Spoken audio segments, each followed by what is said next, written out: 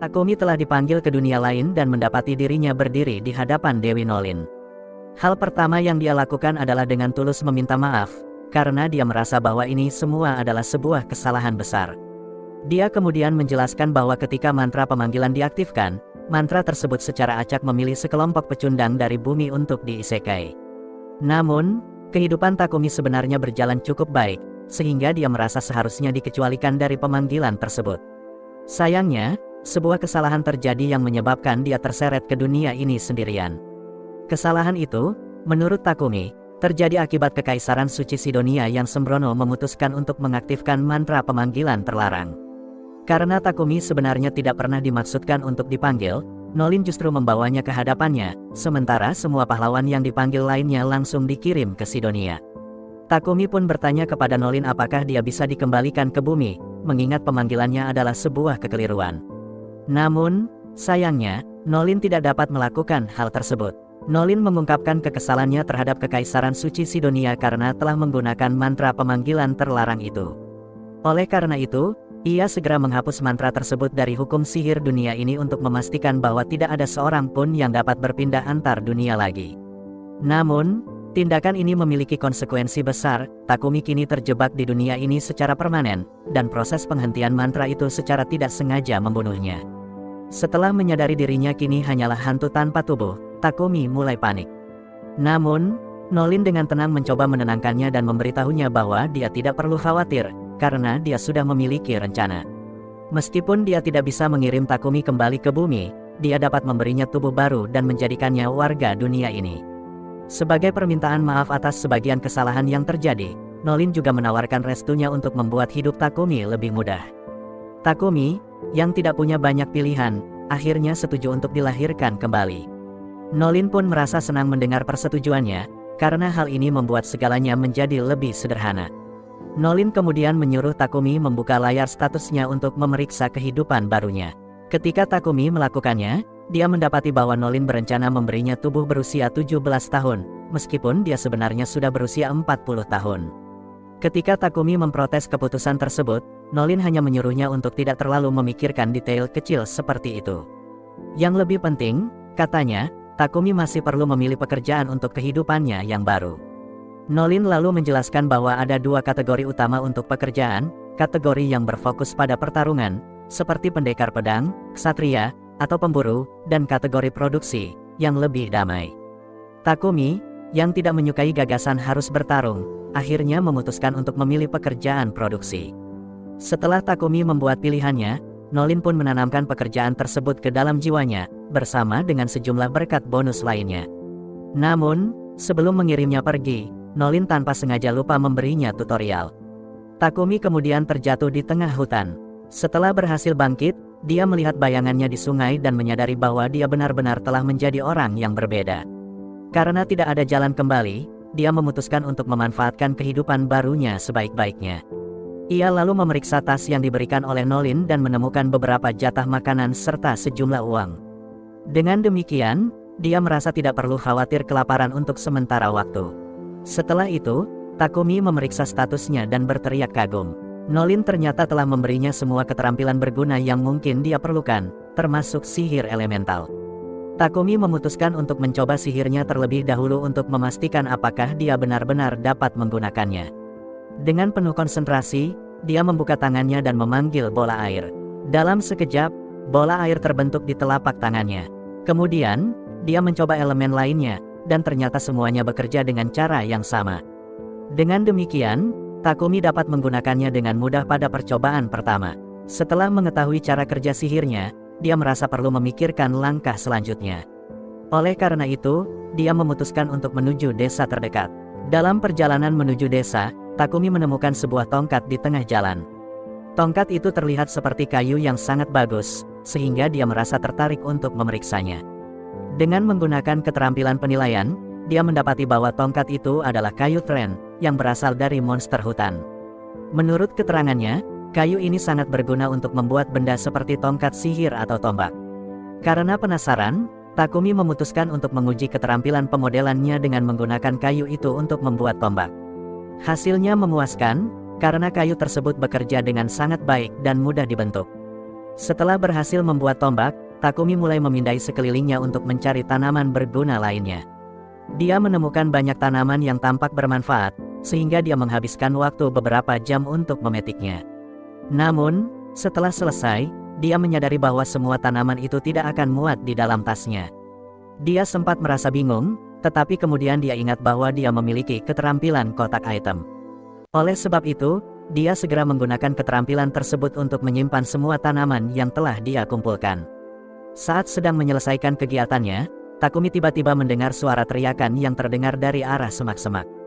Tak lama kemudian, seorang gadis kecil berlari keluar dari semak-semak tersebut sambil berteriak meminta bantuan, karena ada monster yang mengejarnya. Dengan cepat, Takumi berbalik untuk melihat monster apa yang dimaksud. Dia mendapati seekor kelinci bertanduk besar sedang mendekat dengan cepat. Tanpa ragu, monster itu langsung menyerang dan mencoba menusuk Takumi dengan tanduknya. Namun, pada detik terakhir, Takumi secara refleks mengayunkan tombaknya dan, secara tidak sengaja, menusuk kepala kelinci tersebut. Monster itu mati seketika. Takumi merasa sangat terkejut karena, sebagai pemula, dia tidak menyangka dapat mengalahkan monster seperti itu. Dia berpikir bahwa keberhasilannya mungkin disebabkan oleh berkat dari Dewi Nolin. Akan tetapi, sebenarnya, itu hanyalah keberuntungan belaka. Sebagai hasil dari pertarungan tersebut, Takumi mendapatkan gelar pekerjaan prajurit. Namun demikian, dia tidak merasa senang, karena sejak awal dia berharap untuk dapat menghindari pertempuran sepenuhnya. Setelah memastikan monster itu sudah dikalahkan, Takumi segera memeriksa kondisi gadis kecil tersebut. Gadis kecil itu memperkenalkan dirinya sebagai Molly dan mengatakan bahwa dia baik-baik saja. Molly lalu menjelaskan bahwa dia sedang memetik tanaman herbal, tetapi tanpa sengaja berjalan terlalu jauh dari batas desa, sehingga dia diserang oleh monster. Mendengar Molly menyebutkan desa, Takumi menjadi bersemangat dan segera bertanya apakah dia boleh ikut ke sana. Molly mengatakan bahwa dia bersedia menunjukkan jalan menuju desa. Namun, sebelum itu, dia bertanya apakah Takumi berencana membawa kelinci bertanduk tersebut, karena dagingnya sangat lezat. Setelah mendengar hal itu, Takumi menyadari bahwa akan sia-sia jika meninggalkan kelinci tersebut di sana. Oleh karena itu, dia memasukkan kelinci itu ke dalam kotak itemnya. Namun, dia langsung menyadari bahwa dia baru saja menggunakan keterampilan rahasianya di depan Molly. Meskipun dia berencana untuk merahasiakan keterampilan itu, sekarang sudah terlambat untuk menutupinya. Akhirnya, mereka berdua mulai berjalan menuju desa. Sementara itu, di tempat lain, sekelompok orang yang baru saja dipanggil tiba di Kekaisaran Suci Sidonia. Mereka terlihat bingung dengan situasi yang sedang mereka alami. Tidak ada dari mereka yang terluka, tetapi mereka tidak tahu di mana mereka berada. Tiba-tiba, seseorang mendekati mereka dan menyebut mereka sebagai pahlawan. Orang tersebut memperkenalkan dirinya sebagai permaisuri Kekaisaran Suci Sidonia, Elizabeth. Dia memberitahu mereka bahwa mereka tidak lagi berada di dunia asal mereka dan telah dipanggil untuk menggunakan kekuatan mereka sebagai pahlawan guna menyelamatkan dunia ini. Namun demikian, satu tatapan pada wajah Elizabeth membuat para pahlawan muda itu merasa bahwa ada sesuatu yang sangat mencurigakan tentang dirinya. Mereka mulai menyadari bahwa mungkin ini bukan awal yang indah seperti yang mereka bayangkan. Saat itu, keterampilan unik Takumi mulai aktif. Ternyata, Nolin telah memberinya berkah wahyu, yang memungkinkannya mengikuti naluri untuk secara alami mencapai jawaban yang benar. Pada saat itu juga, nalurinya memberitahunya bahwa Elizabeth adalah sosok licik dan berbahaya, sehingga dia tidak bisa dipercaya. Sementara itu, Takumi akhirnya tiba di desa Papan. Orang tua Molly keluar untuk mengucapkan terima kasih karena telah menyelamatkan putri mereka. Ayah Molly, yang bernama Banga, dan ibunya, Martha, sangat menghargai keberanian Takumi. Mereka bahkan menganggapnya sebagai seseorang yang bertanggung jawab karena telah bepergian sejauh ini sendirian. Takumi kemudian bertanya apakah dia bisa tinggal di desa ini untuk sementara waktu, karena dia tidak memiliki tempat lain untuk dituju. Banga dan Martha menyambutnya dengan hangat, tetapi mereka menjelaskan bahwa tidak ada tempat kosong di desa untuknya tinggal. Namun, mereka menawarkan untuk membangun sebuah rumah untuknya. Para penduduk desa segera berkumpul di sekitar sebidang tanah kosong dan bersiap untuk mulai bekerja. Akan tetapi, Takumi merasa tidak enak jika hanya menjadi beban, sehingga dia memutuskan untuk membantu. Dengan menggunakan sihir bumi, dia meratakan tanah untuk fondasi rumahnya. Karena ini adalah pertama kalinya Takumi menggunakan sihir dalam skala besar, dia hampir pingsan akibat kehabisan mana.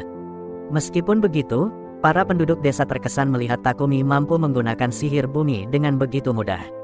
Ketika Takumi bertanya apakah tindakannya terlihat aneh, mereka menjelaskan bahwa dia tidak perlu khawatir. Setelah fondasi selesai, para penduduk mulai merakit rumah untuknya. Akhirnya, keesokan harinya, rumah itu telah selesai dibangun. Dengan keterampilan pertukangan, pandai besi, dan menjahit yang dimilikinya, Takumi mampu membuat seperangkat furnitur yang nyaman untuk rumah barunya. Namun, dia juga ingin mencoba sesuatu yang lain. Karena dia memiliki banyak biji, seperti biji besi, biji perak, biji tembaga, dan bahkan biji besi sihir, dia memutuskan untuk menggunakan alkimia guna mengekstrak logam dari biji-biji tersebut. Takumi memulai dengan biji besi, mencoba mengekstraknya menjadi logam. Biasanya, proses ini membutuhkan tungku besar dan waktu yang lama. Namun, dengan keterampilan alkimia, dia bisa melakukannya sekaligus, meskipun proses ini sangat menguras mana. Percobaan pertamanya berhasil, sehingga Takumi merasa sangat bersemangat. Oleh karena itu, dia terus mengekstrak logam sebanyak mungkin, dengan harapan bisa membuat sesuatu dengan hasilnya. Beberapa jam berlalu, hingga Molly datang ke rumah Takumi untuk membawakan makan malam. Namun, ketika dia membuka pintu, dia menemukan Takumi pingsan di lantai, tampak kelelahan. Ternyata, Takumi telah bekerja terlalu keras hingga hampir mati karena kehabisan mana. Untungnya, Banga dan Martha memberinya ramuan pemulihan, sehingga dia bisa pulih. Namun, mereka memintanya berjanji untuk tidak bekerja terlalu keras lagi. Seiring berjalannya waktu, Takumi berhasil mengekstrak sejumlah besar besi, tembaga, dan bahkan sedikit emas. Dengan logam-logam tersebut, dia mampu membuat banyak alat yang berguna. Setelah menyelesaikan latihan alkimianya, Takumi mulai belajar menempa bersama Bobon. Dia belajar membuat berbagai jenis senjata, dan latihannya berjalan dengan sangat baik. Setelah Bobon selesai membuat sarung senjatanya, perlengkapan Takumi akhirnya lengkap. Karena keterampilan pandai besinya telah mencapai level 40, Takumi memutuskan untuk beralih ke hal lain. Takumi lalu pergi ke Banga dan meminta untuk meminjam beberapa ramuan. Dengan senang hati, Banga meminjamkannya, sehingga Takumi dapat terus mengeksplorasi keterampilan dan potensinya di dunia baru ini. Namun, semua ramuan yang dimiliki Banga hanyalah ramuan dasar, sehingga Takumi merasa bahwa ramuan tersebut tidak akan banyak berguna baginya. Namun demikian, Dumi mengatakan kepadanya bahwa hal itu tidak masalah, karena yang dia butuhkan hanyalah sebuah template untuk mengetahui seperti apa seharusnya ramuan yang dibuatnya. Oleh karena itu, Takumi pun memutuskan untuk membuat beberapa ramuannya sendiri dengan menggunakan berbagai bahan herbal yang telah dia kumpulkan di hutan. Selain itu, Banga dengan senang hati mendukung Takumi, bahkan menawarkan untuk membeli beberapa ramuan hasil buatannya jika dia berhasil membuatnya. Setelah mendapatkan ramuan dasar dari Banga, Takumi mulai mengerjakan versinya sendiri.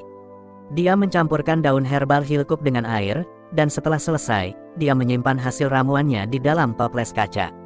Kemudian, dia membandingkan ramuannya dengan ramuan dasar yang didapat dari Banga. Meskipun keduanya memiliki warna biru, ramuan buatan Takumi tampak lebih biru dan terlihat mengandung elemen sihir di dalamnya. Namun, Takumi masih ragu apakah ramuannya berhasil atau tidak. Karena itu, dia sadar bahwa ramuan tersebut perlu diuji, tetapi dia khawatir jika ramuan itu ternyata berbahaya atau bahkan beracun. Untuk mengatasi kekhawatirannya, Takumi memutuskan untuk membangun toleransi terhadap racun dengan cara memakan berbagai bahan herbal yang berbeda hingga tubuhnya bereaksi buruk, kemudian menyembuhkan dirinya sendiri menggunakan sihir penyembuhan. Setelah beberapa jam melakukan eksperimen tersebut, Takumi merasa tubuhnya sangat lelah dan hampir kehabisan tenaga. Namun, di sisi positif, dia mendapatkan keterampilan pemurnian, yang menurutnya akan sangat berguna di kemudian hari. Ketika dia akhirnya berhasil berdiri kembali, Takumi mendengar suara di belakangnya. Dia menoleh dan mendapati seekor babi hutan besar yang sedang menatapnya dengan ekspresi agresif. Babi hutan itu langsung menyerang Takumi, yang mencoba mempertahankan diri dengan tombaknya. Sayangnya, tombaknya patah saat mengenai tubuh babi hutan tersebut, sehingga Takumi kini berada dalam keadaan tanpa senjata. Dia mencoba berbagai sihir yang dia kuasai, tetapi semuanya gagal melukai babi hutan itu. Situasi semakin genting, dan Takumi mulai panik. Saat babi hutan itu kembali menyerangnya, Takumi melihat seekor laba-laba beracun muncul di belakangnya.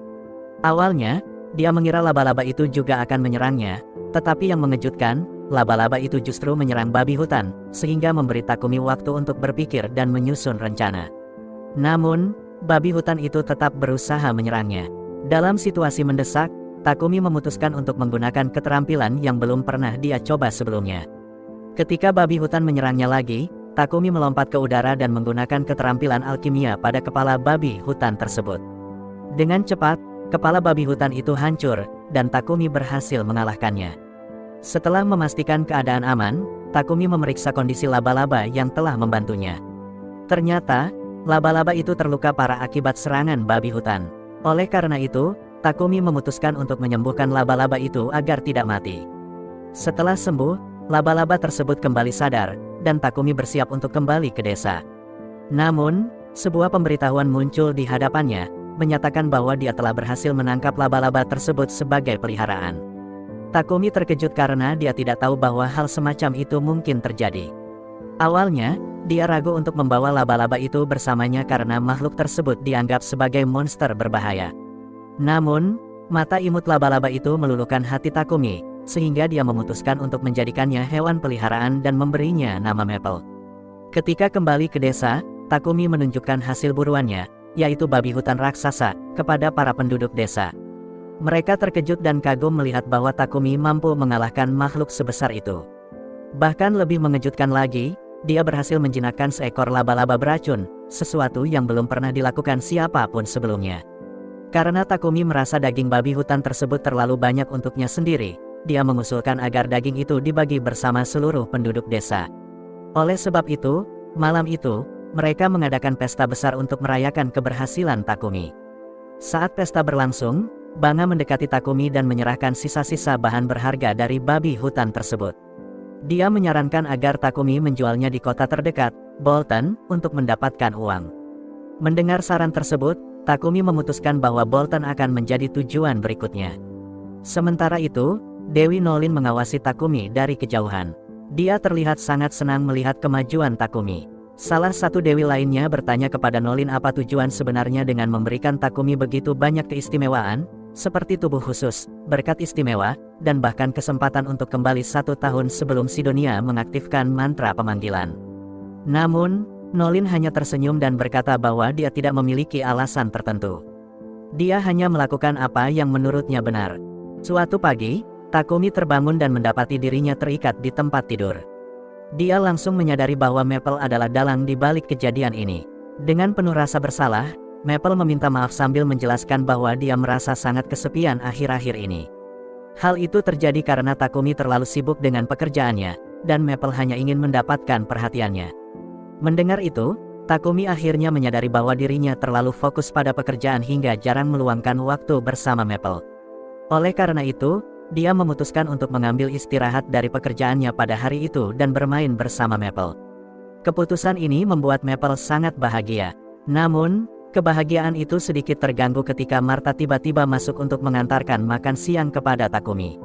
Ketika melihat situasi di dalam kamar, Martha merasa ada sesuatu yang aneh antara Takumi dan Maple. Akan tetapi, Takumi segera menjelaskan bahwa hal tersebut tidak seperti yang Martha pikirkan. Martha mempercayainya, meskipun perhatiannya tertuju pada jaring laba-laba buatan Maple yang terlihat sangat indah. Melihat potensi tersebut, Martha mulai berpikir untuk memanfaatkan Maple. Dia berencana meminta Maple memproduksi sutra laba-laba sebanyak mungkin. Kemudian, pada hari itu juga, Martha berhasil membuat sebuah kemeja dari sutra laba-laba. Hasilnya sangat luar biasa, dan semua wanita di desa kagum dengan tekstur kain tersebut. Takumi, yang sebelumnya tidak menyadari bahwa jaring laba-laba memiliki nilai tinggi, akhirnya diberitahu oleh para wanita bahwa barang ini adalah komoditas mewah. Biasanya, sutra laba-laba hanya dimiliki oleh kaum bangsawan. Setelah mengetahui hal ini, Martha meminta Maple untuk membuat lebih banyak sutra. Maple menyetujuinya dan mulai memproduksi sutra dengan serius. Akan tetapi, karena prosesnya membutuhkan waktu yang cukup lama, Maple tidak bisa bermain lagi dengan Takumi untuk sementara waktu. Takumi merasa sedikit kecewa karena dia berharap bisa menghabiskan waktu bersama Maple. Namun, dia menyadari bahwa ada banyak hal lain yang harus diselesaikan, sehingga dia tidak terlalu mempermasalahkan situasi tersebut. Sudah sekitar sebulan sejak Takumi tiba di desa ini. Dia mulai memikirkan rencananya untuk pergi ke kota demi mempelajari alkimia. Meski begitu, Takumi merasa berat hati untuk mengucapkan selamat tinggal kepada para penduduk desa, terutama setelah menghabiskan banyak waktu bersama mereka. Untuk persiapan keberangkatannya, Takumi pergi menemui Bobon di bengkel. Di sana, mereka melanjutkan praktik pandai besi dan berhasil membuat pelindung dada serta sepasang sepatu bot berujung baja. Bobon menjelaskan bahwa sepatu bot tersebut akan sangat berguna jika Takumi perlu menendang sesuatu. Namun, Takumi menegaskan bahwa dirinya tidak berniat untuk bertarung, karena tujuannya hanyalah menjadi seorang alkemis. Ketika pekerjaan selesai, Banga datang ke bengkel. Dia senang melihat baju besi Takumi sudah selesai, tetapi di sisi lain, dia merasa sedih karena Takumi akan segera pergi. Banga memahami bahwa Takumi tidak bisa tinggal di desa ini selamanya. Jika Takumi ingin memperluas bisnisnya, langkah terbaik adalah pergi ke kota, tempat dia bisa menjual lebih banyak barang dan mendapatkan pasokan bahan yang lebih stabil. Banga kemudian mengatur perjalanan Takumi dengan seorang pedagang dari Bolton yang akan datang ke desa dalam beberapa hari. Meski para penduduk merasa sedih melihat Takumi pergi, mereka tahu bahwa keputusan ini adalah yang terbaik untuknya. Mereka pun meminta Takumi untuk mulai menyiapkan barang-barangnya. Takumi mengucapkan terima kasih atas semua bantuan mereka dan kembali ke rumah untuk mulai berkemas. Dalam perjalanan pulang, Takumi bertemu dengan Martha yang sedang membawa seember daging. Takumi bertanya apa yang sedang dilakukan Martha, dan Martha menjelaskan bahwa dia akan membuang isi perut kelinci bertanduk yang ditangkap oleh Banga. Rupanya, bagian tersebut adalah bagian paling lezat dari kelinci, tetapi harus diproses dengan hati-hati untuk menghilangkan penyakit dan parasit. Karena desa ini tidak memiliki peralatan yang memadai, Martha harus membuang daging itu agar tidak ada yang sakit. Namun, Takumi mengatakan bahwa itu tidak perlu dilakukan. Dia membungkuk dan menggunakan sihir pemurnian untuk membersihkan daging dalam ember sehingga daging tersebut aman untuk dikonsumsi. Martha merasa sangat bersyukur, tetapi dia juga terkejut mengetahui bahwa Takumi mampu menggunakan sihir cahaya. Setelah itu, Martha memperingatkan Takumi agar tidak mengungkapkan kemampuannya di luar desa. Dia menjelaskan bahwa sangat sedikit orang di dunia ini yang bisa menggunakan sihir cahaya. Jika kemampuan Takumi diketahui banyak orang, hal itu dapat menarik perhatian yang tidak diinginkan. Takumi mendengar dan memahami peringatan tersebut. Dia pun berjanji untuk berhati-hati dalam menggunakan kekuatannya agar tidak menarik perhatian yang tidak perlu. Tetapi, sementara itu, ketika Takumi masih berada di desa, dia berencana menggunakan semua kekuatannya untuk meningkatkan kehidupan para penduduk. Dengan menggunakan sihir bumi, dia membangun tembok bata demi keselamatan desa. Selain itu, demi kenyamanan para penduduk, dia juga membuat pompa air dan beberapa fasilitas lainnya. Ketika pekerjaannya selesai, desa itu berubah total dan tampak seperti desa baru. Ketika pedagang yang dinanti akhirnya tiba, dia hampir tidak mengenali desa tersebut. Banga segera keluar untuk menyambut Papek, pedagang itu, dan setelah menyelesaikan kesepakatan perdagangan, Takumi ikut berjalan mendekat agar mereka dapat segera berangkat. Papek, yang sudah mendengar banyak cerita tentang Takumi dari Banga, memperkenalkan dirinya dan bertanya apakah Takumi sudah menyiapkan semua barang bawaannya. Takumi meyakinkan Papek bahwa dia tidak melupakan apapun, tetapi dia memiliki satu hal penting yang ingin dia serahkan terlebih dahulu. Dia mengeluarkan salah satu ramuannya dari tas dan memberikannya kepada Banga. Takumi menjelaskan bahwa dia telah menitipkan sekitar 100 botol ramuan itu di rumah Banga. Jika suatu saat terjadi bencana, dia ingin Banga menggunakan ramuan-ramuan tersebut untuk menyembuhkan luka apapun. Banga, yang terkejut melihat ramuan buatan Takumi, meminta izin untuk melihatnya lebih dekat. Setelah diperiksa, Banga menyadari bahwa ramuan itu adalah ramuan tingkat tinggi, meskipun Takumi sendiri tampaknya tidak menyadari nilainya. Tidak lama kemudian, penduduk desa mulai berkumpul untuk mengucapkan selamat tinggal kepada Takumi. Papek, yang memahami pentingnya momen itu, dengan sabar menunggu mereka menyelesaikan perpisahan mereka. Molly, salah satu penduduk desa, mengucapkan selamat tinggal kepada Maple, yang sedang tidur di dalam karung milik Takumi. Sementara itu, Martha memberikan pakaian yang dia dan para wanita desa buat dari sutra Maple kepada Takumi. Takumi sangat bersyukur atas hadiah tersebut, dan dia mengucapkan terima kasih kepada semua orang atas kebaikan mereka, meskipun waktu mereka bersama cukup singkat. Setelah mengucapkan salam terakhir, Takumi naik ke kereta. Semua penduduk desa memberinya salam perpisahan yang hangat dan mengatakan bahwa dia akan selalu diterima di desa mereka kapan saja dia ingin kembali. Ketika kereta mulai bergerak menuju Bolton, Papek mengomentari betapa besar cinta para penduduk desa kepada Takumi. Bahkan, penumpang lain di kereta setuju bahwa Takumi sudah dianggap sebagai keluarga oleh mereka, dan perpisahan itu begitu mengharukan. Di dalam kereta, Takumi bertemu dengan 3 orang lain yang juga dalam perjalanan menuju Bolton. Pria berambut pirang memperkenalkan dirinya sebagai Head. Pria berambut merah bernama Riel, sedangkan pria yang tampak muram bernama Bogar. Mereka bertiga adalah anggota parti peringkat C bernama Lion Fang, yang saat ini bertugas sebagai pengawal Papek. Meski begitu, karena wilayah ini cukup damai, mereka tidak banyak memiliki pekerjaan. Saat perjalanan berlangsung, Riel memperhatikan bahwa Takumi memegang tasnya dengan sangat erat. Karena penasaran, dia bertanya apakah ada sesuatu yang berharga di dalamnya. Takumi kemudian menjelaskan bahwa di dalam tas itu terdapat laba-laba pembunuh peliharaannya yang sedang tidur. Kelompok itu terkejut mendengar hal tersebut, bahkan mereka tidak percaya bahwa Takumi mampu menjinakkan laba-laba pembunuh. Karena rasa ingin tahu, mereka meminta untuk melihatnya. Namun, Maple, yang merasa terganggu, tiba-tiba menanduk wajah Riel. Takumi segera meminta maaf dengan sungguh-sungguh atas perilaku Maple. Akan tetapi, yang lain mengatakan bahwa tidak ada yang perlu disesalkan, karena menurut mereka Riel memang pantas mendapatkannya. Bahkan, Head bercanda bahwa dia tidak akan terkejut jika kejadian itu membuat Riel takut kepada manusia. Namun, ternyata tidak demikian. Riel justru terlihat menyukai Bogar. Sementara semua orang mulai memuji Maple, Papek memanggil Takumi ke depan kereta. Dia ingin berbicara tentang ramuan yang dia lihat sebelumnya. Papek bertanya apakah Takumi masih memiliki stok ramuan tersebut, karena dia ingin membelinya. Takumi, yang tidak keberatan menjual beberapa ramuannya, segera mulai membahas kesepakatan itu dengan Papek. Tetapi, tiba-tiba kereta kuda berhenti, dan sepertinya ada masalah. Papek melihat bahwa ada gerombolan goblin yang mengelilingi kereta untuk menyerang. Hal ini merupakan berita buruk, tetapi anggota Lion Fang tampak sangat bersemangat karena akhirnya mereka memiliki sesuatu untuk dilakukan. Oleh karena itu, mereka segera memberitahu Takumi dan Papek untuk tetap duduk di dalam kereta dan membiarkan mereka menangani semuanya. Ketika mereka melangkah keluar ke lapangan, mereka melihat ada sekitar 20 goblin. Meskipun jumlah itu cukup banyak, mereka yakin dapat menangani situasi ini dengan mudah, sehingga mereka langsung memulai pertempuran. Riel dengan cekatan menembak para goblin dengan busurnya, sementara Bogar dan Head menyerang sisanya dengan tongkat dan kapak mereka. Secara keseluruhan, tidak butuh waktu lama bagi mereka untuk memusnahkan semua goblin. Setelah selesai, mereka mulai membedah tubuh goblin untuk mengumpulkan batu ajaib. Dari apa yang Maple lihat sejauh ini, dia tampaknya sangat menyukai Bogar, membenci Riel, dan bersikap netral terhadap Head. Tidak lama kemudian, semua orang kembali ke kereta, dan perjalanan mereka pun berlanjut selama 3 hari berikutnya hingga akhirnya mereka tiba di Bolton.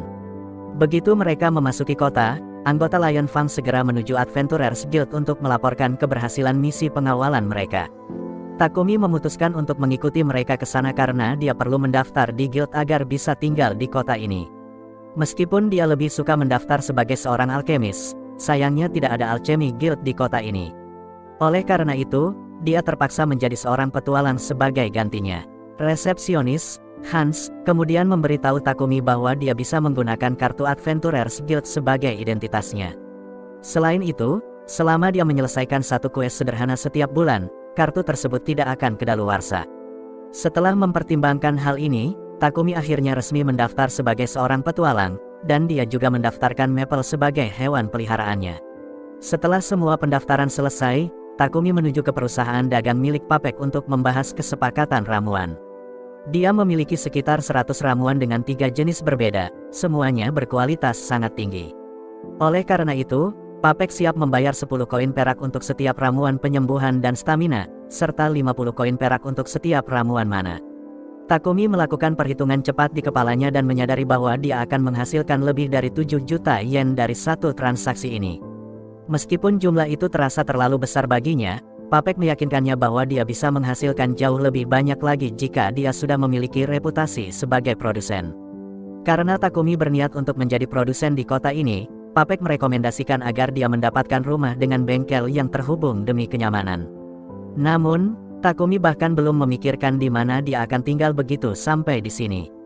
Untuk membantu, Papek memanggil asistennya, Thomas, untuk menunjukkan beberapa properti yang bagus dengan harga terjangkau. Ketika Takumi akhirnya melihat salah satu rumah yang ditawarkan, ternyata tempat itu lebih menyerupai mansion. Hal ini membuatnya merasa ragu apakah dia mampu membelinya. Namun demikian, Thomas meyakinkannya bahwa mansion itu cukup terjangkau. Dia juga menjamin bahwa mansion tersebut tidak berhantu, sehingga Takumi tidak perlu khawatir. Setelah melihat bengkel yang terhubung dengan rumah tersebut, Takumi mulai mempertimbangkan pembelian.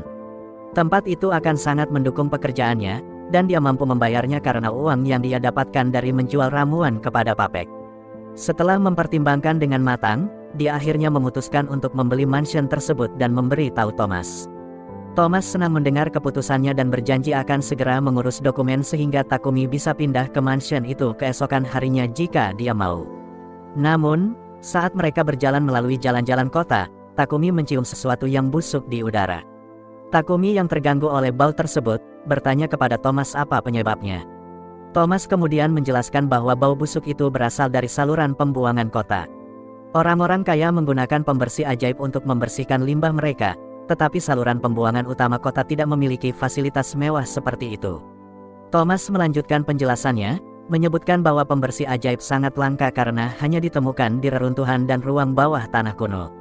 Oleh sebab itu, pembersih tersebut terlalu mahal untuk diterapkan di saluran pembuangan kota. Meskipun beberapa pendeta disewa secara berkala untuk membersihkan saluran pembuangan secara manual dengan sihir pemurnian, tempat itu tetap kotor hampir sepanjang waktu. Keesokan harinya, Takumi dan Maple pindah ke rumah baru mereka. Hal pertama yang ingin dilakukan Takumi adalah mencari solusi untuk beberapa masalah yang ada. Untuk itu, dia mendapatkan sepotong kuarsa dan tanah liat dari perusahaan Papek. Setelah menggunakan sihir untuk membentuknya, Takumi mengombinasikan sihir api dan sihir ruang waktu untuk memanggangnya dengan cepat. Setelah melakukan itu untuk sementara waktu, mana Takumi benar-benar terkuras, sehingga dia harus meminum beberapa ramuan mana. Namun, di sisi baiknya, dia berhasil menyelesaikan ciptaannya, yaitu toilet modern yang sangat praktis. Saat itu, Takumi mendengar Papek berteriak dari ruang tamunya. Takumi segera keluar untuk memeriksa apa yang terjadi dan menemukan Papek terlilit sutra Maple di kepala. Takumi pun bertanya kepada Maple mengapa dia melakukan hal seperti itu, tetapi Maple menjelaskan bahwa dia berpikir Papek akan menganggap ini menyenangkan. Papek sendiri mengakui bahwa rasa nyaman dari sutra Maple membuatnya tertidur, tetapi itu tetap tidak benar. Takumi dengan tulus meminta maaf atas tindakan Maple. Papek memberitahu Takumi bahwa itu tidak apa-apa, tetapi dia merasa terbebani dan sedikit takut, sehingga dia perlu menggunakan kamar kecil segera. Takumi segera menunjukkan arah toilet. Namun, begitu Papek masuk, dia kembali keluar dan mulai bertanya dengan penuh kekaguman, apa keajaiban teknologi ini? Takumi menjelaskan bahwa benda tersebut adalah toilet yang dia ciptakan dengan sihir. Dia menyebutkan bahwa dia telah menghubungkannya dengan alat pemurnian ajaib, sehingga toilet tersebut secara otomatis membersihkan dirinya sendiri setelah digunakan. Secara sederhana, setelah seseorang buang air, toilet ini menggunakan sihir pemurnian untuk memecah kotoran menjadi bahan anorganik yang kemudian dibuang ke saluran pembuangan. Penjelasan itu masuk akal bagi Papek, tetapi dia juga menyadari bahwa satu-satunya cara seseorang bisa menciptakan sesuatu seperti itu adalah jika dia memiliki bakat untuk sihir cahaya. Takumi menyadari bahwa dia mungkin telah melakukan kesalahan karena Martha dengan jelas memperingatkannya agar tidak menggunakan sihir cahaya secara terbuka. Dia segera meminta Papek untuk merahasiakan hal ini. Papek mengerti mengapa Takumi ingin merahasiakan kemampuannya, sehingga dia berjanji untuk tidak memberitahu siapapun. Namun, Papek sangat ingin memiliki toilet seperti itu dan memintanya untuk membuat 100 unit. Takumi ragu untuk menyetujui karena membuat satu toilet saja sudah cukup banyak memakan waktu dan tenaga. Tetapi, karena Papek sangat ngotot, Takumi akhirnya setuju dengan syarat bahwa Papek bisa menyediakan bahan bakunya. Papek sangat senang mendengarnya, tetapi dia menyadari bahwa Takumi tidak mungkin membuat semua toilet itu sendiri. Oleh karena itu, dia menyarankan agar Takumi membuat kontrak budak. Takumi terkejut dengan saran itu karena dia tidak ingin memiliki budak. Namun, Papek menunjukkan bahwa jika Takumi ingin menjaga kemampuannya tetap rahasia, mendapatkan seorang budak adalah pilihan terbaik. Seorang budak akan terikat untuk merahasiakan segala sesuatu tentang majikannya. Selain itu, Papek memperingatkan bahwa bakat sihir cahaya sangat penting karena itu berarti Takumi dipilih oleh Tuhan. Hal ini bisa menarik perhatian gereja cahaya ilahi, yang mungkin ingin memaksanya bekerja untuk mereka. Gereja tersebut memonopoli sihir pemurnian untuk mendapatkan keuntungan besar. Oleh karena itu, Papek menduga bahwa mereka tidak akan senang mengetahui rakyat jelata memiliki akses ke pemurnian murah melalui toilet buatan Takumi. Meski begitu, Papek meyakinkan Takumi bahwa dia memiliki cara untuk mengatasi masalah dengan gereja. Untuk saat ini, yang terpenting adalah memastikan bahwa gereja tidak mengetahui tentang sihir cahayanya. Meskipun begitu, Takumi tetap menentang perbudakan. Dia mengatakan bahwa dia akan melakukan semua pekerjaan sendiri. Namun, saat itu, kartu guild miliknya mulai bersinar. Ketika dia melihatnya, kartu itu menampilkan pesan yang menyatakan bahwa dia perlu menyelesaikan misi verifikasi untuk mempertahankan statusnya sebagai petualang. Karena itu, Takumi menyadari bahwa dia tidak punya waktu untuk membuat toilet sendirian. Akhirnya, dia menyerah dan setuju untuk membeli budak. Papek kemudian membawa Takumi ke perusahaan Mulan, yang dikenal sebagai pedagang budak paling terpercaya di Bolton. Papek pergi untuk berbicara dengan pemilik perusahaan agar bisa mendapatkan budak dengan harga yang bagus untuk Takumi. Sementara itu, Takumi berjalan-jalan ke taman kota karena terlihat indah. Di sana, dia menemukan seorang gadis elf cantik yang duduk di teras. Namun, begitu gadis itu melihat Takumi, dia langsung menyuruhnya pergi dari tempat itu.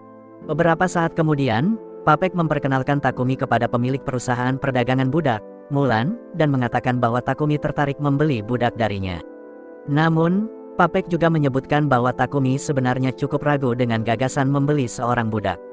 Mendengar hal tersebut, Mulan lalu bertanya apakah ada alasan khusus yang membuat Takumi merasa demikian. Takumi pun menjelaskan bahwa di tanah asalnya, penjualan dan pembelian manusia sudah dihapuskan sejak lama. Oleh karena itu, melakukannya di sini terasa tidak benar baginya.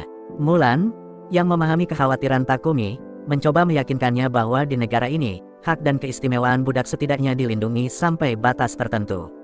Selanjutnya, Mulan menjelaskan bahwa pada dasarnya, sistem perbudakan di sini bekerja seperti ini, pemilik budak berjanji untuk menghormati hak dasar budak, termasuk menyediakan makanan, pakaian, dan tempat tinggal. Sementara itu, budak diwajibkan memenuhi tugas mereka. Tugas-tugas ini diatur dengan jelas dalam kontrak perbudakan. Selain itu, kontrak tersebut juga memastikan bahwa tidak ada pihak, baik tuan maupun budak, yang dapat menyebabkan kerusakan mematikan satu sama lain. Mendengar penjelasan tersebut, Takumi merasa cukup lega karena menurutnya, kontrak perbudakan ini lebih menyerupai pekerjaan biasa dengan aturan-aturan tertentu. Mulan kemudian melanjutkan dengan menjelaskan bahwa ada beberapa jenis kontrak perbudakan.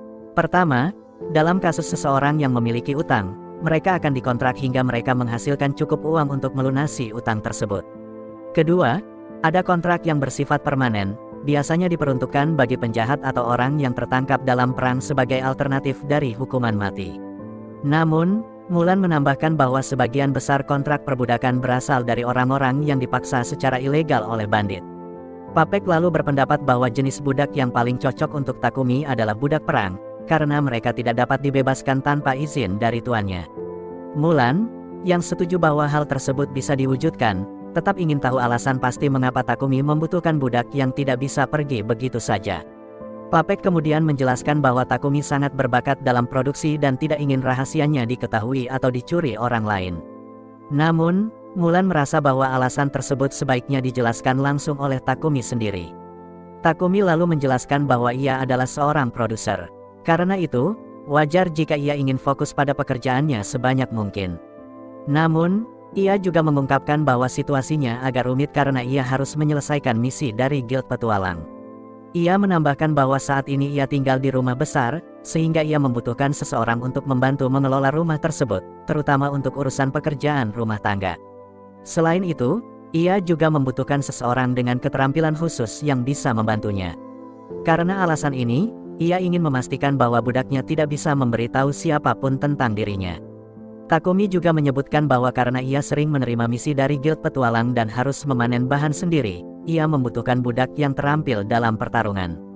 Dengan begitu, budaknya tidak akan terluka saat menemaninya dalam misi-misi tersebut. Mendengar penjelasan Takumi, Mulan menyadari bahwa Takumi tidak memiliki niat buruk. Namun, ia tetap menegaskan bahwa tidak mungkin seorang budak diizinkan melakukan pekerjaan rumah sekaligus bertarung. Oleh karena itu, ia hanya bersedia bekerja sama dengan Takumi jika ia setuju untuk membeli dua budak terpisah. Mulan kemudian mengatakan bahwa ia mengetahui seseorang yang cocok menjadi pembantu rumah tangga Takumi.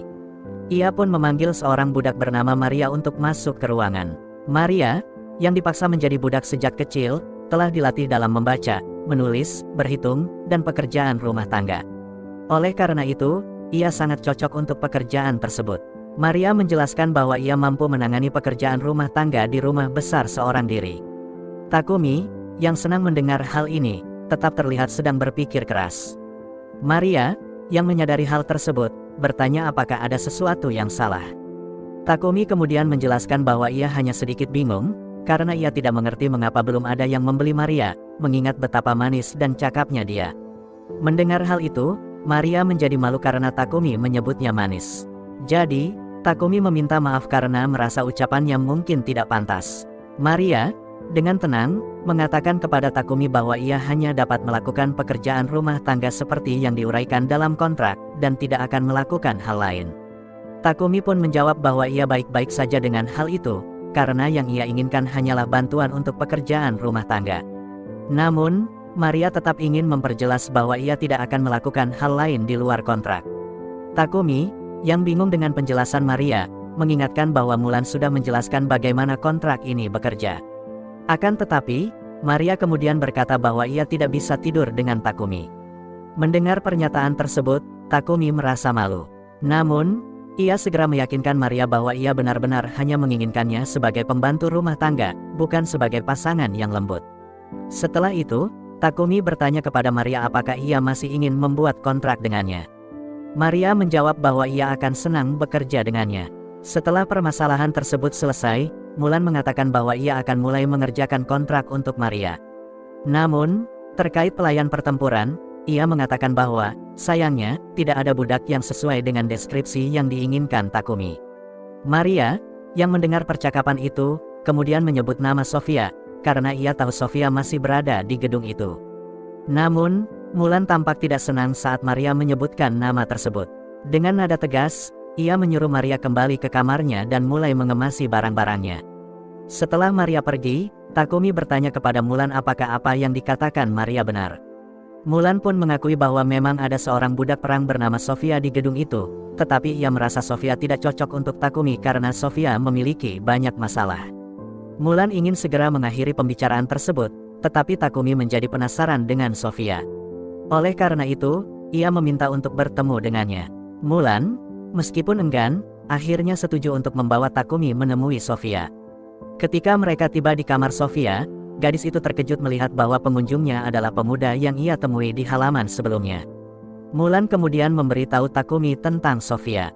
Ia menjelaskan bahwa Sofia ditangkap sebagai budak perang dalam pertempuran antara kerajaan Triara dan kerajaan Yugur, meskipun pertempuran tersebut terjadi lebih dari 50 tahun yang lalu. Takumi terkejut mengetahui bahwa Sofia berusia lebih dari 50 tahun. Mulan lalu menjelaskan bahwa kerajaan Yugur adalah bangsa elf, dan elf secara alami memiliki umur yang panjang. Selanjutnya, Mulan menjelaskan bahwa Sofia belum pernah membuat kontrak dengan siapapun karena ia memiliki bekas luka mengerikan di telinganya. Selain itu, tangan kanannya dan kaki kirinya mengalami gangguan gerak, yang membuatnya sulit berfungsi sebagai budak pertempuran. Di samping itu, ia juga kehilangan kemampuan menggunakan sihir elemental, yang kemungkinan disebabkan oleh kutukan. Mengingat semua fakta ini, Mulan merasa Sofia tidak akan dapat membantu Takumi. Namun, Takumi ingin memastikan sendiri, sehingga ia meminta waktu untuk berbicara dengan Sofia secara pribadi. Mulan setuju dan meninggalkan mereka berdua. Ketika mereka sudah sendirian, Takumi mendekati Sofia, meraih wajahnya, dan menatap matanya. Meskipun ia tidak menyukai menggunakan sihir penilaian pada orang tanpa izin, ia merasa perlu memeriksa kemampuan Sofia. Ketika Takumi melihat layar status Sofia, ia sangat terkejut. Statistik Sofia ternyata sangat tinggi, tetapi luka-lukanya membatasi kemampuannya. Selain itu, kutukan yang ada padanya memang membuat banyak potensi Sofia terhalang. Namun, Takumi menyadari bahwa jika ia dapat memperbaiki semua masalah ini, Sofia akan menjadi teman yang sempurna dalam pertempuran. Tidak lama kemudian, Mulan kembali ke ruangan dan bertanya apakah Takumi sudah membuat keputusan. Takumi menjawab bahwa ia ingin membawa Sofia. Sofia, yang tidak percaya, mengingatkan Takumi tentang semua kekurangannya. Namun, Takumi berkata bahwa ia akan memperbaiki semuanya, sehingga kekurangan tersebut tidak akan menjadi masalah. Mulan merasa bahwa kepercayaan diri Takumi cukup menarik, sehingga ia setuju untuk menyerahkan Sofia sebagai budak Takumi. Beberapa menit kemudian, Mulan menyelesaikan persyaratan kontrak. Langkah terakhir adalah mengeksekusinya. Akhirnya, mereka bertiga berkumpul, dan Mulan menggunakan sihir untuk mengikat mereka pada ketentuan kontrak. Setelah kontrak selesai, Maria dan Sofia resmi menjadi budak Takumi. Maria pun berterima kasih kepadanya karena telah membelinya dan berjanji untuk bekerja keras guna memenuhi harapannya. Begitu pula dengan Sofia, yang juga menyampaikan rasa terima kasihnya. Ketiganya akhirnya kembali ke rumah Takumi. Ketika ia membuka pintu, Maple tiba-tiba melompat keluar dengan gembira karena sangat senang melihat Takumi lagi. Melihat hal itu, Maria dan Sofia menjadi khawatir akan keselamatan Takumi. Bahkan, Sofia bersiap untuk menyerang Maple. Namun, sebelum ia sempat melakukannya, Takumi segera menghentikannya dan menjelaskan bahwa Maple sebenarnya adalah laba-laba pembunuh peliharaannya.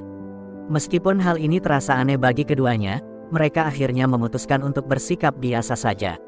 Setelah itu, Takumi menunjukkan salah satu kamar kosong di rumah besar kepada mereka. Karena Sofia dan Maria sangat menyukai kamar tersebut, Takumi memberitahu bahwa Sofia dapat menggunakan kamar itu, sementara Maria dapat mengambil kamar di sebelahnya.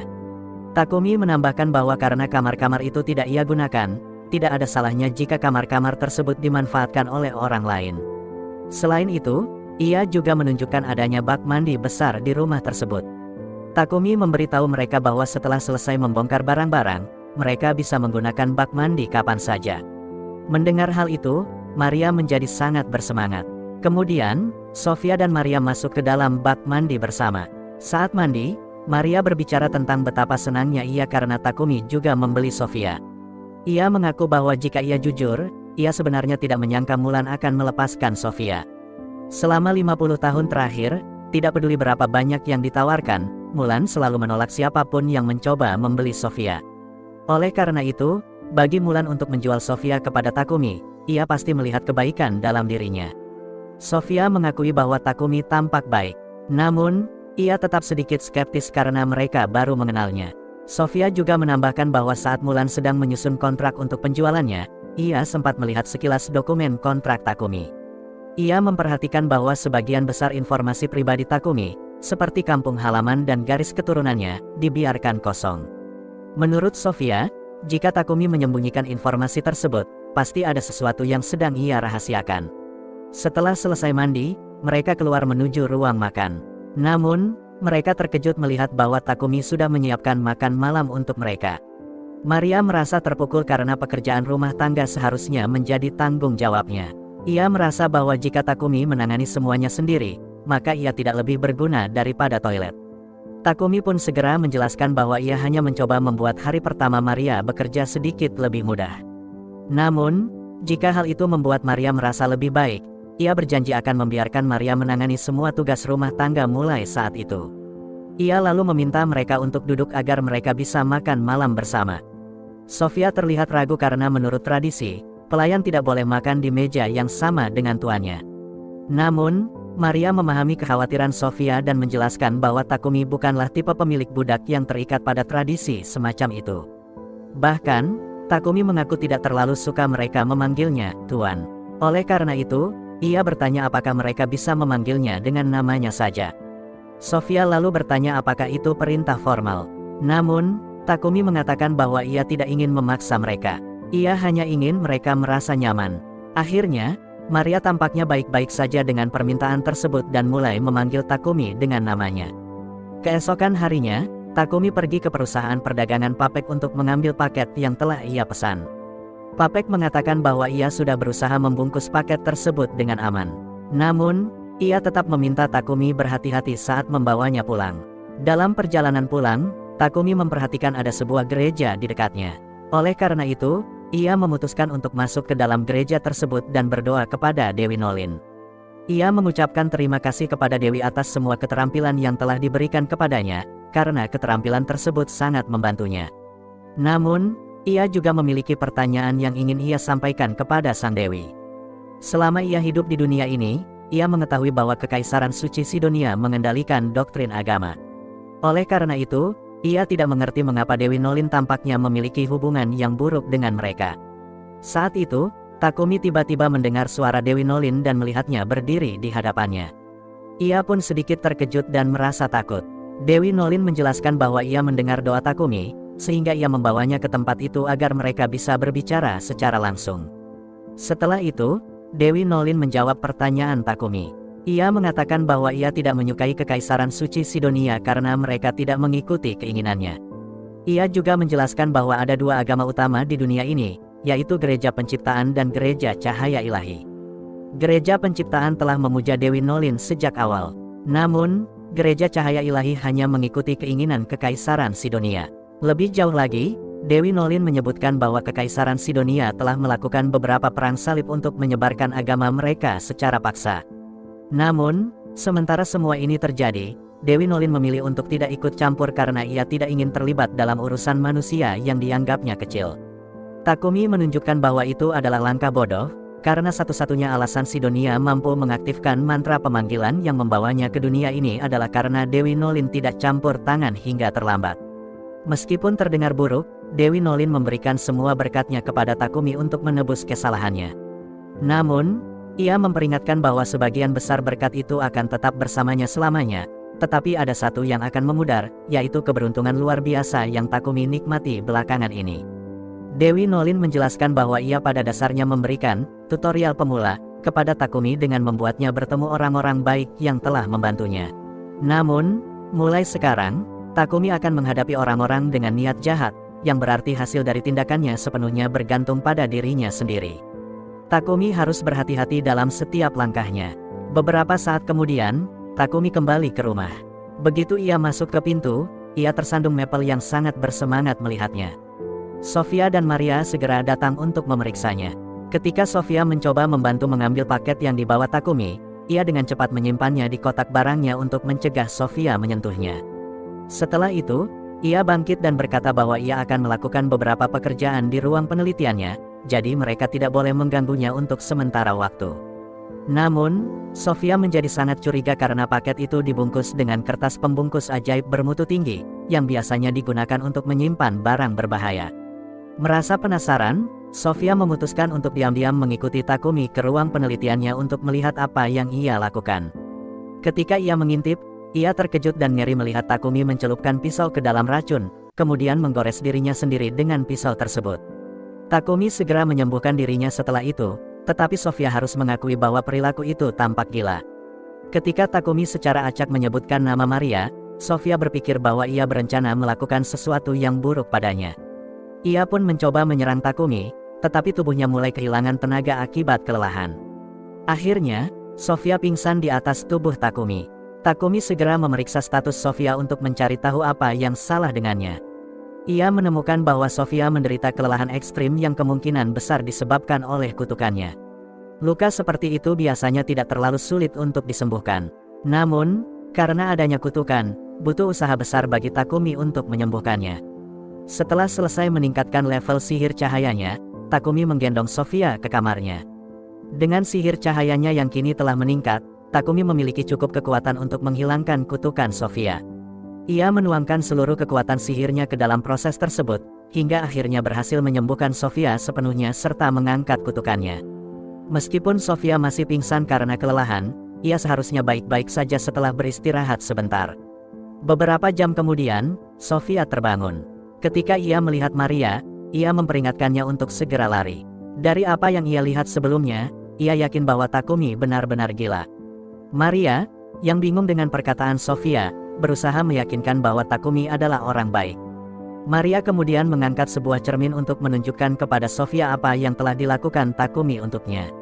Sofia sangat terkejut melihat bahwa tubuhnya telah sembuh sepenuhnya, dan kekuatan sihirnya telah kembali. Ia segera pergi keluar untuk berbicara dengan Takumi. Ketika bertemu, Takumi membenarkan bahwa ia telah menyingkirkan kutukan Sofia. Ia menjelaskan bahwa proses tersebut membutuhkan banyak usaha dan rasa sakit untuk meningkatkan level keterampilannya, tetapi ia meminta Sofia untuk tidak terlalu memikirkan hal itu karena ia sudah berjanji untuk menyembuhkannya. Sofia akhirnya menyadari bahwa ia telah salah menilai Takumi.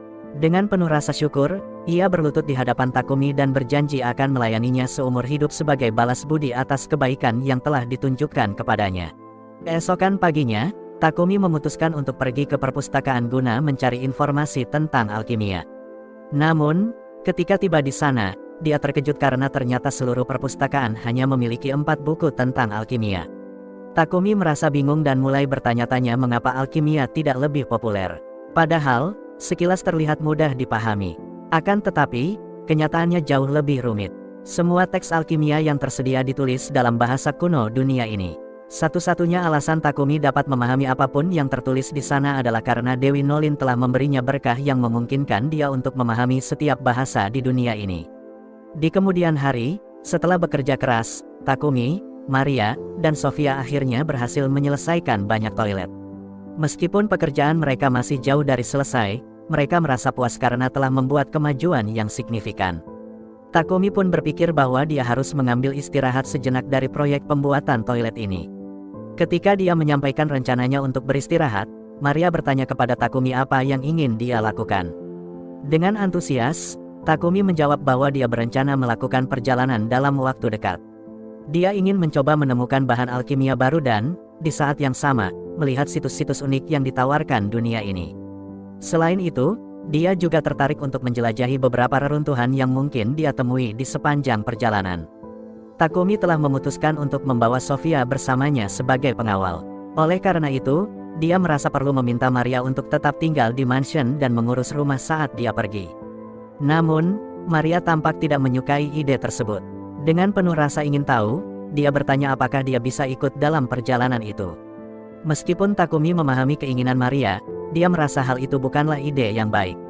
Perjalanan itu pasti berbahaya, dan Maria terutama dipekerjakan untuk mengurus mansion. Jadi, membawa Maria bersamanya akan mengalahkan tujuan utamanya. Namun demikian, Maria merasa keberatan. Dia menjelaskan bahwa tinggal sendirian di mansion akan membuatnya merasa sangat kesepian.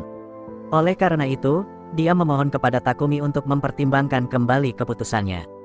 Takumi merasa tidak enak meninggalkan Maria sendirian. Sebelum membuat keputusan akhir, dia memutuskan untuk memeriksa sesuatu terlebih dahulu. Dia meraih wajah Maria dan menggunakan kemampuan penilaian untuk memeriksa statistiknya. Takumi sangat terkejut ketika mengetahui bahwa meskipun Maria tidak terlalu kuat, dia cukup mampu melindungi dirinya sendiri dalam pertarungan. Akhirnya, Takumi setuju untuk membawa Maria dalam perjalanan. Namun, dia memberikan syarat bahwa Maria harus yakin mampu menghadapi segala kemungkinan bahaya. Sofia, yang mendengar hal ini, menawarkan diri untuk melatih Maria dalam penggunaan sihir dan pertarungan. Takumi menyukai ide tersebut dan meminta Sofia untuk memberikan pelatihan kepada Maria. Karena Maria akan bergabung dalam ekspedisi, Takumi berpikir bahwa ini adalah waktu yang tepat untuk mulai membuat peralatan bagi semua orang. Dia pun bertanya pada Sofia tentang jenis senjata apa yang dia inginkan. Sofia, tanpa ragu, langsung menyebutkan daftar panjang senjata yang dia inginkan. Hal ini tidak mengejutkan Takumi karena Sofia adalah seorang prajurit berpengalaman. Maria, di sisi lain, tampak ragu karena dia tidak tahu banyak tentang senjata. Namun, dia memberitahu Takumi bahwa dia pernah menerima sedikit pelatihan pedang pendek dari Mulan. Oleh karena itu, dia merasa bahwa satu set pisau tempur sudah cukup baginya. Namun, Sofia memberikan saran bahwa hanya memiliki pisau tempur akan membuat Maria berada pada posisi yang kurang menguntungkan dalam hal jangkauan. Oleh karena itu, dia menyarankan agar Maria juga membawa tombak. Meskipun Maria tidak tahu cara menggunakan tombak, Sofia menawarkan untuk memberikan pelatihan singkat tentang dasar-dasarnya. Sementara Sofia melatih Maria, Takumi mulai mengerjakan pembuatan senjata. Dengan keahliannya, dia berhasil menyelesaikan semua bilah dalam waktu yang relatif singkat. Tetapi, proses itu menguras banyak mananya, sehingga Takumi harus meminum ramuan mana untuk memulihkan energinya sebelum dapat melanjutkan. Langkah terakhir untuk menyelesaikan bilah adalah menambahkan pesona serangan otomatis dan perbaikan otomatis pada bilah tersebut. Dengan begitu, Takumi tidak perlu sering melakukan perawatan, dan akhirnya, bilahnya rampung. Selanjutnya, Takumi beralih ke pembuatan pegangan. Karena Maria meminta battle knife, Takumi juga harus membuat sarung untuk menyimpannya. Meskipun Takumi adalah pria sejati, dia tetaplah pria berbudaya. Jadi, membayangkan paha Maria yang tebal dengan pisau di atasnya hampir membuatnya pingsan. Langkah berikutnya adalah membuat baju zirah untuk para gadis. Namun, alih-alih meminta mereka untuk diukur, Takumi memiliki ide yang lebih baik. Dia membuka kotak itemnya dan mengeluarkan dua boneka berukuran manusia yang menyerupai Maria dan Sofia. Boneka tersebut telah dia buat sebelumnya menggunakan skill Appraisal X, meskipun alasan dia membuatnya lebih baik tidak ditanyakan. Untuk armor itu sendiri, Takumi berencana menggunakan sutra maple dan beberapa kulit dari babi hutan lapis baja yang dia peroleh sebelumnya. Ketika memikirkan desain, Takumi menyadari bahwa dia belum pernah memiliki kesempatan untuk membuat baju sirah untuk orang lain sebelumnya. Oleh karena itu, dia memutuskan untuk membiarkan imajinasinya berkembang dan mencoba semua fantasi pakaiannya dengan boneka-boneka tersebut. Setelah beberapa hari dan beberapa kali desain ulang, Takumi akhirnya berhasil menyelesaikan baju sirah untuk Maria dan Sofia. Ketika mereka mencobanya, armor tersebut terlihat sangat cocok di tubuh mereka. Takumi bertanya kepada keduanya apakah mereka menyukainya, dan mereka benar-benar terkejut dengan seberapa baik armor itu pas di tubuh mereka. Meskipun Takumi tidak pernah menanyakan ukuran mereka, seolah-olah dia memiliki replika tubuh mereka untuk menguji pakaian tersebut. Namun, itu pasti tidak masuk akal kan? Untuk menghindari kecurigaan lebih lanjut, Takumi segera mengganti topik pembicaraan.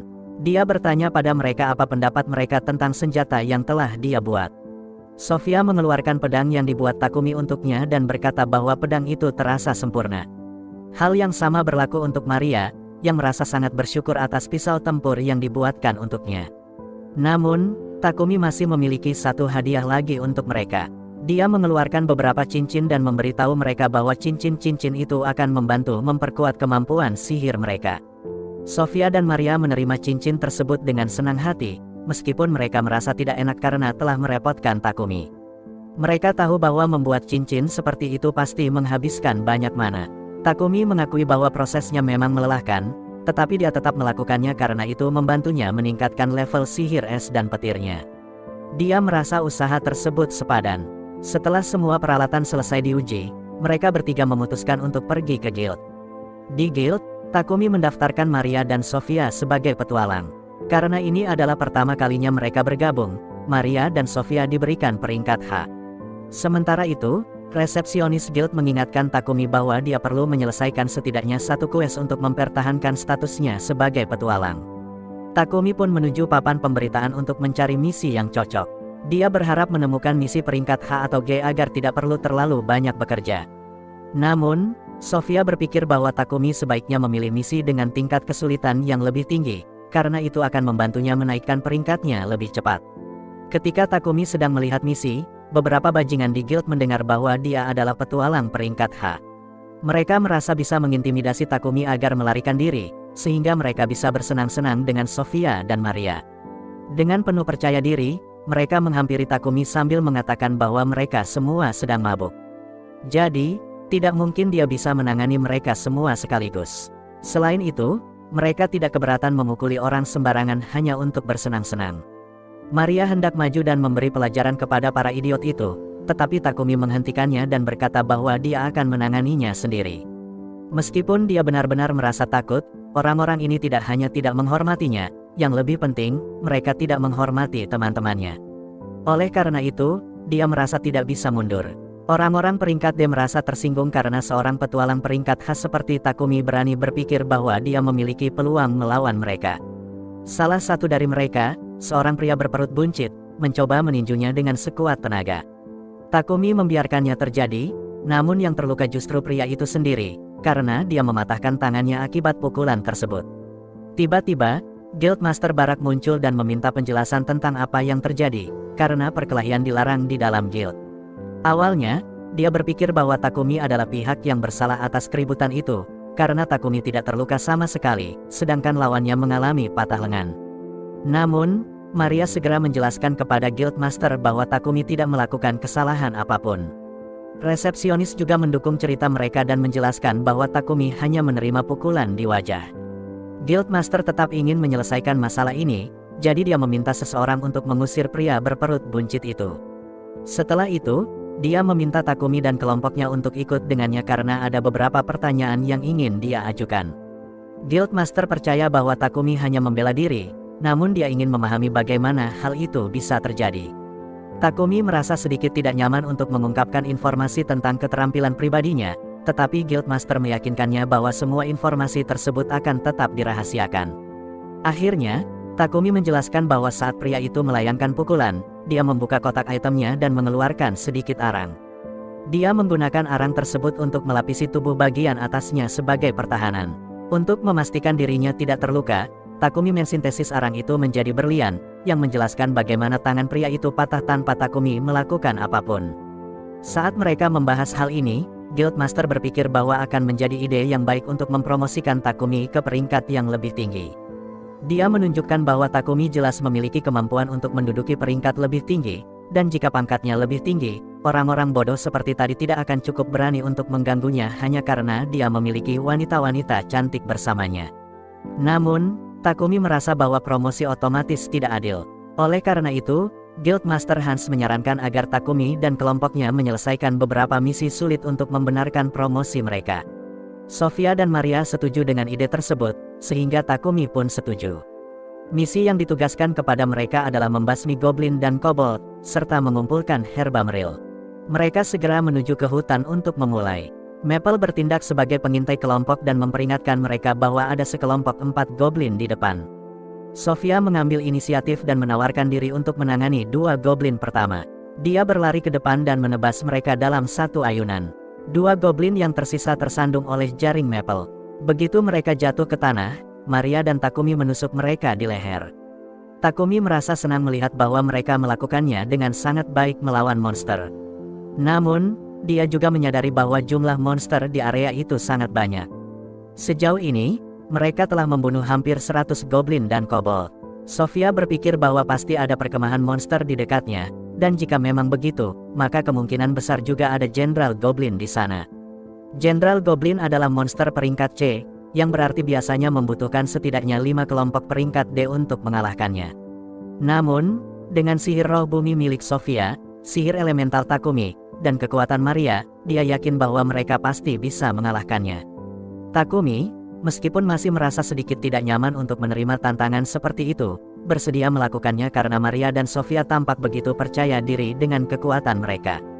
Belum lagi, mereka masih memiliki Maple di pihak mereka. Namun, tiba-tiba Maple memberitahu Takumi bahwa dia akan segera berevolusi dan tidak bisa bertarung lagi. Takumi mengerti dan membuka dimensi Saku agar Maple bisa beristirahat di dalamnya. Sofia dan Maria pun memiliki banyak pertanyaan, seperti kapan Takumi belajar menciptakan dimensi Saku. Takumi menepisnya seperti biasa dan mengatakan bahwa itu hanya salah satu keahliannya. Yang lebih penting, karena Maple tidak bisa bertarung lagi, Takumi memperingatkan yang lain bahwa mereka tidak akan mendapat dukungan sebanyak yang mereka kira sebelumnya. Namun, Sofia tetap berpikir bahwa mereka bisa melakukannya. Mereka segera tiba di kamp goblin, dan setelah melakukan pengintaian, Sofia menyimpulkan bahwa ada sekitar 400 goblin di sana. Takumi pun bertanya padanya apakah mereka benar-benar harus melawan semua goblin itu. Sofia menjawab bahwa biasanya mereka akan melakukannya, tetapi pengintaian juga mengungkapkan bahwa tidak ada manusia di daerah itu, sehingga mereka bebas untuk meledakkan tempat ini dengan sihir mereka. Ketiganya kemudian menyiapkan mantra serangan terkuat mereka dan pada saat yang sama melepaskan neraka di kamp goblin. Begitu mereka selesai, hampir semua goblin telah terbunuh, sehingga yang tersisa hanyalah goblin jenderal dan beberapa ksatria goblin. Sofia mengatakan bahwa dia akan menangani ksatria goblin, sementara Takumi ditinggalkan untuk berurusan dengan goblin jenderal. Daripada melawannya dengan tombaknya, Takumi memilih untuk membakarnya agar bisa menghabisinya lebih cepat. Setelah memastikan bahwa semua goblin sudah mati, mereka mengumpulkan semua batu ajaib dan kembali ke guild. Namun, mereka bertiga benar-benar kelelahan dari semua pekerjaan itu. Hans hampir tidak percaya bahwa mereka berhasil menyelesaikan kues mereka dan bahkan mengalahkan seorang jenderal goblin hanya dalam setengah hari. Oleh karena itu, dia pun meminta mereka datang ke ruang pertemuan sebentar karena Guildmaster ingin melihat mereka. Barak, Guildmaster, kagum dan marah karena Takumi melakukan sesuatu yang ceroboh seperti menghadapi seluruh kamp goblin seorang diri. Namun, saat dia akan mulai memarahi Takumi, dimensi Saku terbuka dan Maple muncul. Dia kini telah berevolusi menjadi setengah manusia, dan semua orang senang melihat bentuk barunya. Pada titik ini, Barak memutuskan untuk membiarkan pertempuran ceroboh itu berlalu begitu saja, karena parti Takumi jelas tidak normal. Setelah mereka kembali ke rumah, Maria bertanya kepada Takumi apakah dia punya kain cadangan karena dia ingin membuat pakaian dalam untuk dirinya sendiri dan Sofia. Namun, Takumi memiliki ide yang lebih bagus untuk desain pakaian dalam, sehingga dia menawarkan untuk membuatkan pakaian itu untuk mereka. Saat itu, Maple muncul dari kantong dimensi dan memberitahu Takumi bahwa Papek ada di sini untuk menemuinya. Takumi pergi menemuinya dan diberitahu bahwa, atas permintaan Tuan Bolton, Markis Godwin ingin bertemu dengannya. Takumi ingin menghindari pertemuan dengan Markis Godwin, Tetapi mengingat situasinya, dia tidak punya pilihan. Takumi kemudian tiba di kastil Marquis Godwin, dan untungnya, Marquis Godwin tampaknya menjadi orang yang masuk akal. Hal pertama yang dia lakukan adalah berterima kasih kepada Takumi karena telah membuat semua toilet itu, karena itu sangat meningkatkan sanitasi kota. Takumi juga telah menghancurkan perkemahan goblin yang akan menjadi masalah besar jika dibiarkan begitu saja. Dia menyadari bahwa Takumi adalah aset bagi negara, jadi dia memperingatkan Takumi untuk berhati-hati, karena Stonia pasti akan datang setelahnya. Beberapa hari kemudian, Takumi akhirnya selesai membuat pakaian dalam untuk Sofia dan Maria, tetapi itu jauh lebih sulit daripada yang dia kira. Sofia terlihat benar-benar terkuras. Sofia dan Maria sangat berterima kasih dan mengatakan bahwa mereka menyukai desainnya. Takumi, dengan pikiran kosong, bertanya kepada mereka apakah mereka ingin mencoba pakaian dalam itu sekarang agar dia bisa melihat bagaimana ukurannya. Seketika, Takumi menyadari bahwa dia baru saja menyiratkan sesuatu yang tidak pantas, sehingga dia langsung berlari keluar ruangan karena malu. Maria dan Sofia sedikit kecewa, karena mereka sebenarnya bersedia melakukannya jika Takumi tetap tinggal. Sukai dan komentar jika Anda menikmati video ini. Berlanggananlah ke saluran saya untuk melihat rekap anime lainnya, dan beritahu saya rekap anime apa yang ingin Anda lihat selanjutnya di kolom komentar di bawah.